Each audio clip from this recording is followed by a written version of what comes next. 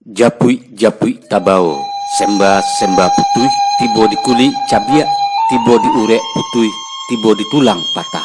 Minuman engkau darah, makanan engkau dagiang, maui menjapui engkau.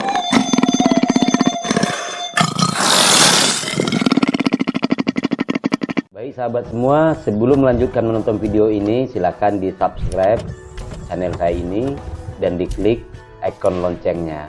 Terima kasih. Bismillahirrahmanirrahim.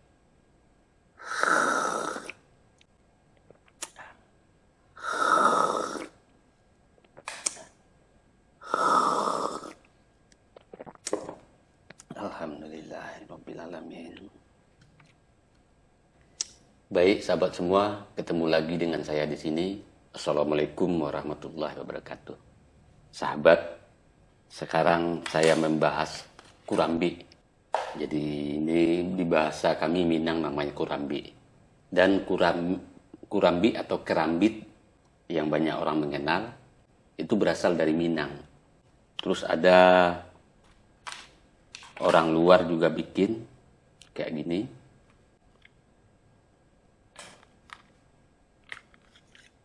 Orang luar. Kurambik.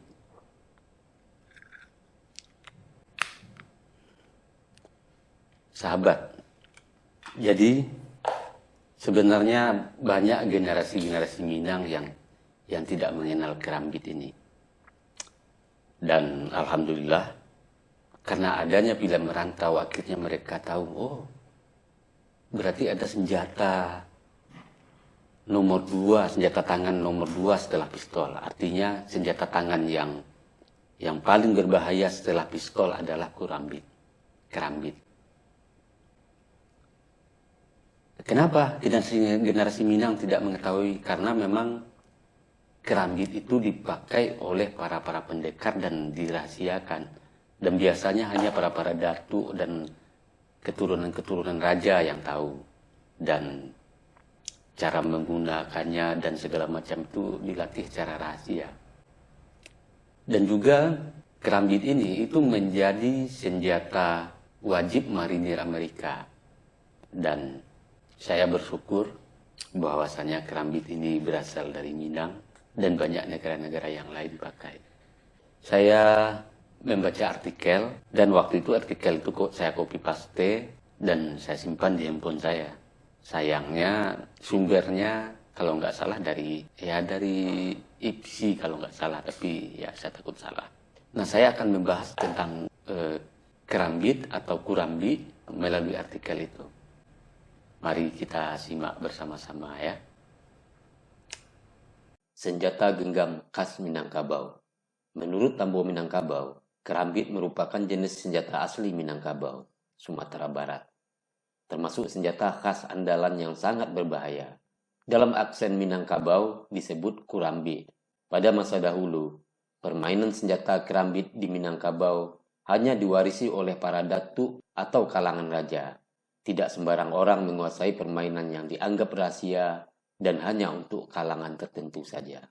Dalam klasifikasi senjata genggam paling berbahaya, kerambit sebagai senjata mematikan menempati urutan kedua setelah pistol. Sabetan senjata kerambit bila mengenai tubuh lawan dari luar memang tampak seperti luka sayatan kecil. Namun, pada bagian dalam tubuh bisa menimbulkan akibat yang sangat fatal. Karena urat-urat putus dan apabila mengenai perut, maka usus terpotong atau tercabik-cabik di dalam. Di samping menjadi senjata khas Minangkabau, permainan senjata kerambit juga berkembang di Madiun, Jawa Timur yang dalam aksen Jawa disebut dengan nama kerambi.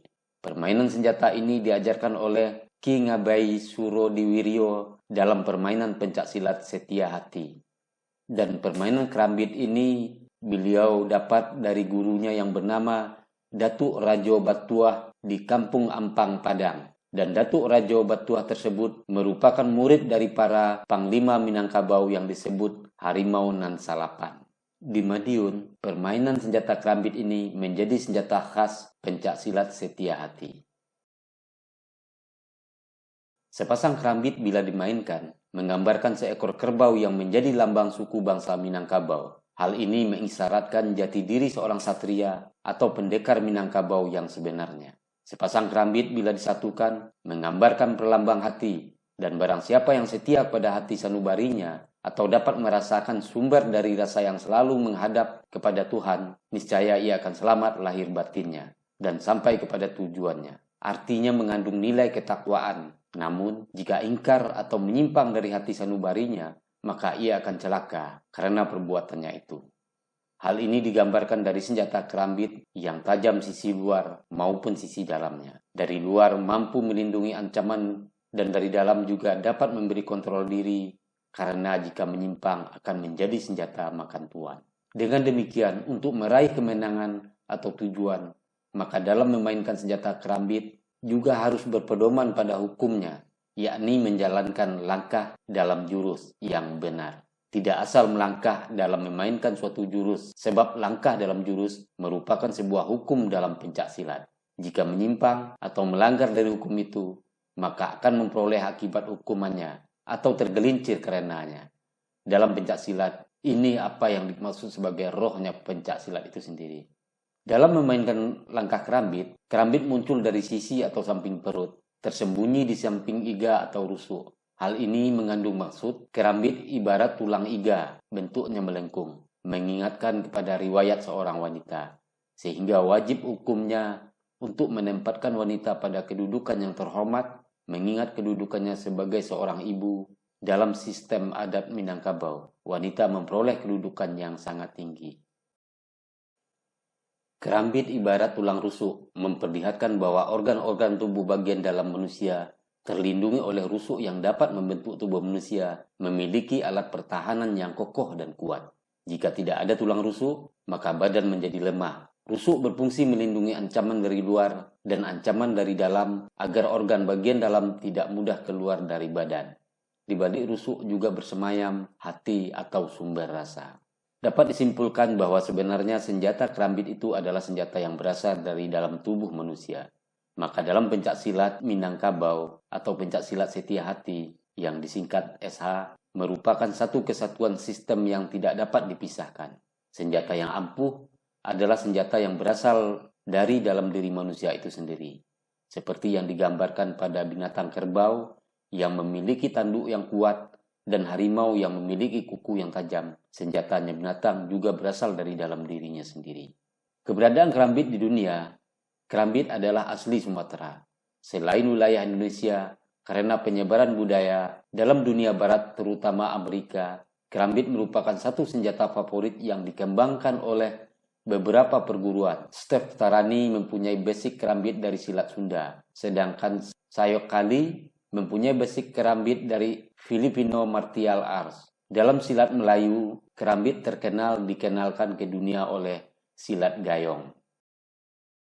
Di Indonesia sendiri, kerambit dipakai oleh silat Sumatera seperti silat harimau, silet harimau dengan sebutan kurambit. Untuk kerambit asal Sumatera, catatan tertua yang ditemukan adalah penggunaan kerambit yang ditulis pada Asian Journal British Juli-Desember 1827. Tahun 1960-an, dager keliling Indonesia untuk melakukan pencatatan tentang senjata tajam dan pencak silat di Indonesia yang sampai sekarang dijadikan rujukan informasi mengenai senjata tajam dan pencak silat oleh banyak orang. Kelebihan dari kerambit adalah bentuknya kecil dan mudah disembunyikan, sulit untuk disarmet atau dilucuti dalam pertarungan. Jarak bisa berubah tanpa ada gerakan footwork atau merubah langkah. Bisa untuk 2 serangan dalam 1 gerakan tangan. Lebih membuat robekan besar untuk gerakan-gerakan tarikan, serangan cepat dengan pegangan standar secara pukulan jab. Baik sahabat semua, demikian saja video saya ini. Semoga generasi-generasi kita selanjutnya mengenal budayanya, mengenal senjata-senjata tradisionalnya, dan juga mengenal bagaimana sejarahnya, agar ya orang asing saja sangat menghargai. Tentu kita harus lebih mencintai. Artinya, kalau kita mencintai, generasi kita mencintai, akhirnya mempelajarinya. Semoga khasanah Nusantara ini tidak hilang di tuan rumahnya, tapi tetap menjadi acuan bagi bangsa asing untuk belajar. Jadi artinya begini, jangan sampai nanti kesanah kita ini, Nusantara ini, senjata-senjata tradisional kita, cara pemakaian, cara segala macamnya, akhirnya kita belajar ke negara luar, sementara asalnya di negara kita. Baik sahabat semua, terima kasih telah menonton. Sukses selalu bagi sahabat dan saya di sini serta kita semuanya. Terima kasih. Salam hormat. Assalamualaikum warahmatullahi wabarakatuh. Sahabat sebangsa, setanah air, kita dianugerahi oleh Tuhan dan sudah menjadi hukum Allah. Kita hidup dalam perbedaan, berbeda suku, berbeda agama, berbeda etnis, berbeda bahasa daerah, berbeda budaya, berbeda adat, berbeda tradisi. Inilah yang namanya Indonesia, Negara Kesatuan Republik Indonesia. Jangan sampai karena perbedaan agama, suku, bahasa daerah, tradisi menyebabkan kita menjadi kelihatan tidak satu, tidak bersatu. Sahabat, musuh nyata negara kita adalah kabar dusta, koruptor. Mari kita jaga NKRI ini, karena pendahulu kita sudah sepakat bahwa kita Bhinneka Tunggal Ika, berbeda-beda tetap bersatu. Mari kita bersatu membangun Republik Indonesia ini yang akan hidup untuk selamanya. Merdeka, bersyukur atas negara yang besar ini, bersyukur atas keberagamannya, dan kita disatukan oleh Pancasila. Sukses buat sahabat semua, dan sukses selalu buat negara kita. Amin.